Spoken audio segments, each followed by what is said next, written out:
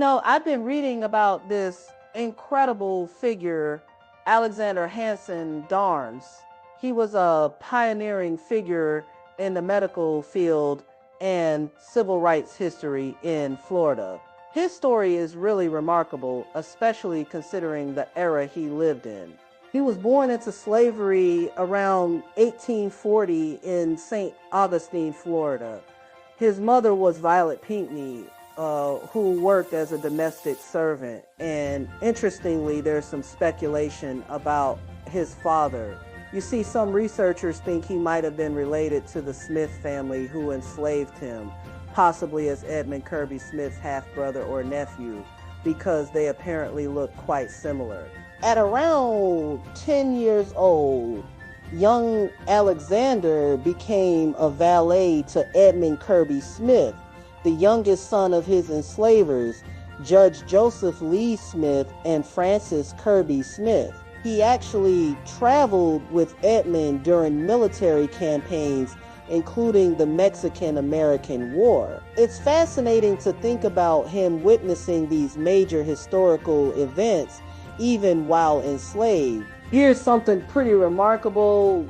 Darnes managed to become literate at a time when it was actually illegal in many states to teach enslaved people to read and write. After the Civil War, his life took an amazing turn. Frances Smith Webster, who was Edmund Kirby Smith's sister, helped him pursue his education. He went to Lincoln University in Pennsylvania for his undergraduate degree, and then went on to Howard University, where he earned his medical degree in 1880. When he returned to Florida, he made history by becoming Jacksonville's first Black American physician and the second in the entire state. You know what's particularly interesting? After he died, they found an operating table and obstetric textbooks in his estate, which suggests he was probably delivering babies too, something incredibly important for the Black American community at that time, when medical care was hard to come by.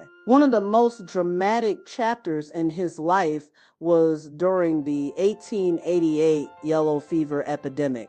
While many people were fleeing Jacksonville, Darnes chose to stay and care for those who couldn't leave, treating both Black and white patients. That really earned him respect from the entire community. He wasn't just a doctor, he was deeply involved in community organizations. He was a prominent member of the Freemasons, becoming Florida Deputy Grand Master, and he was active in the Mount Zion African Methodist Episcopal Church, one of the first independent Black denominations in the country. He even mentored a young James Weldon Johnson when Johnson was just 10 years old.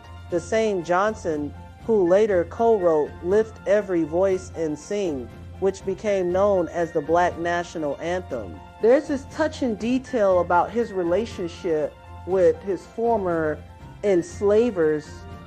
He wrote letters to them, including one where he expressed deep regret about not visiting Edmund Kirby Smith before his death. It really shows the complexity of relationships from that era. When Darnes passed away on February 11, 1894, his impact on the community was clear. About 3,000 people, both Black and white, attended his funeral, making it one of the largest funerals in Jacksonville's history at that time. In 2004, they honored his legacy by erecting a statue called Sons of the City in St. Augustine, showing him alongside Edmund Kirby Smith. It's particularly significant because it was one of the first public honors for a Black American man in America's oldest city.